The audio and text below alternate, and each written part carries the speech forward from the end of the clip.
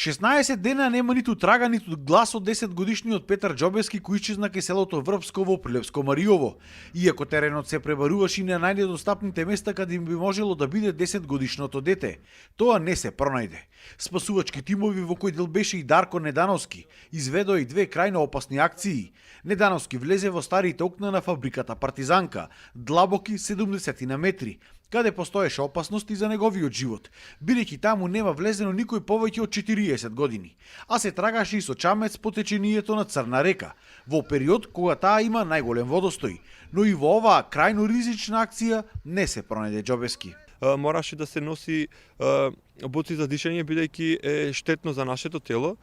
Кога се спуштив долу, најдов на 3 тунели. Двата беа затрупани, едниот водеше во понатамошниот правец каде што го пребарав и тој дел, но за жал не најдов никакви траги. Другата акција беше пребарување во самата река. И за жал и таму немаше никакви знаци. Во моментов најголем проблем во потрагата е снегот и лошите временски услови. Досега најмногу во потрагата е вклучена пограничната полиција Старавина, подрачно одделение Витолиште.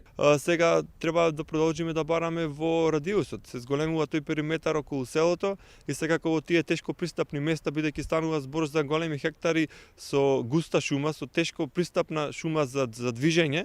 Но познавачите од теренот и експертите за вакви ситуации кои не сакаат да зборуваат јавно, велат дека акцијата се води без поголема координација помеѓу институциите. За жал нема потрага по Петар секој ден, или и да има, таа е со многу мал број на луѓе. Само од време на време има акции со повеќе учесници, а најголемата грешка било што кога исчезна Џобески, не се постави кризен штаб во селото и теренот не се пребаруваше 24 часа кроз 7, минимум една недела според некои протоколи.